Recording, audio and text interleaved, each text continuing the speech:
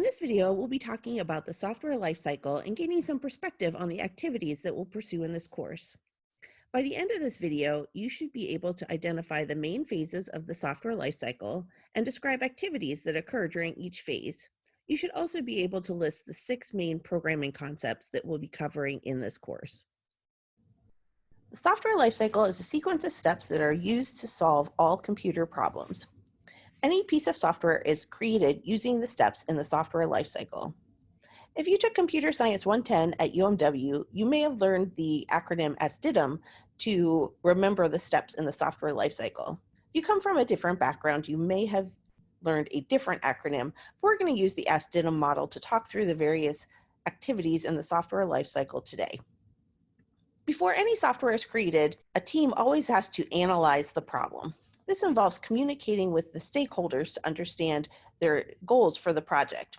In the real world, this involves a lot of face-to-face meetings where the stakeholders can explain their goals for the software. Whenever you're analyzing a problem in academics, you typically just have to read the project description that was provided by your instructor. They've done a lot of the analysis for you to create the software description and explain the goals. In the real world, the next step is to specify the problem.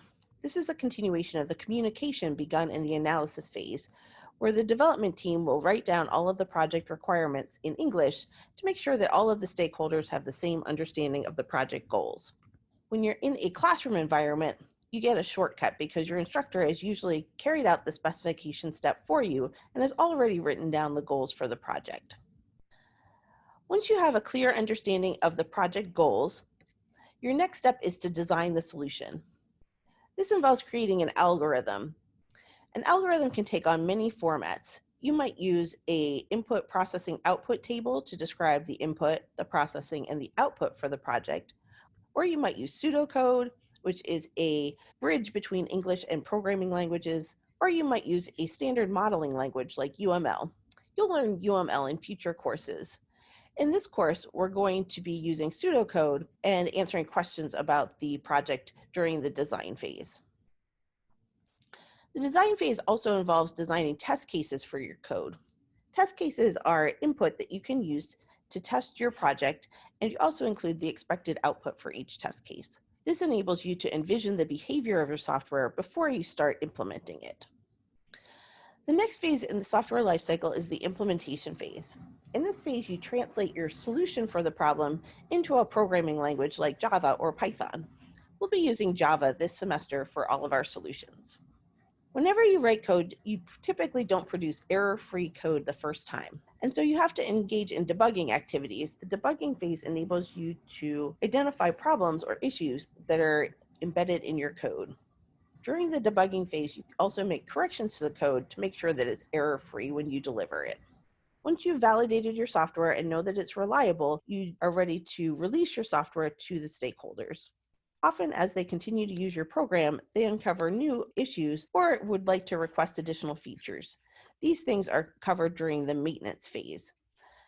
In the real world, the maintenance phase is the longest phase of the software lifecycle. Typically, software is created over a period of months or years and then maintained over a very long period of time. We'll be exploring activities on all of these phases, but we'll be especially focused on the design, implement, and debug phases during this course. Typically, you'll be given problem descriptions that are already really well fleshed out by your instructor. They will have carried out the analysis and specification phase. Then you'll pick up the project in the design phase where you'll create your solution, implement it in a high-level language like Java, and then debug it to make sure that it's error-free and ready for use. As we're writing our programs this semester, we'll be using a variety of programming concepts. Every programming language includes the same 6 essential tools that you can use to write all software. These ideas are variables, expressions, input and output statements, conditional statements or decision statements, repetition statements, which are sometimes called loops, and functions or methods.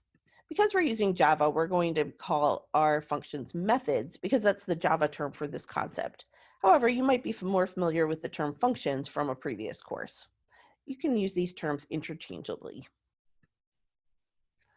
You've already learned the basics about all of these tools in a previous course, so we're going to move through them rather quickly.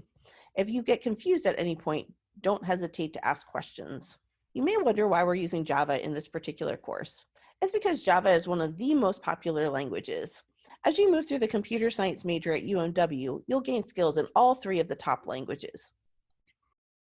As we're progressing through the semester, our ultimate goal for this course is for you to develop problem-solving skills and coding skills so that by the end of the course, you're able to read a problem description, design a solution, translate the solution into code, and then validate your solution for effectiveness, all using the popular programming language Java.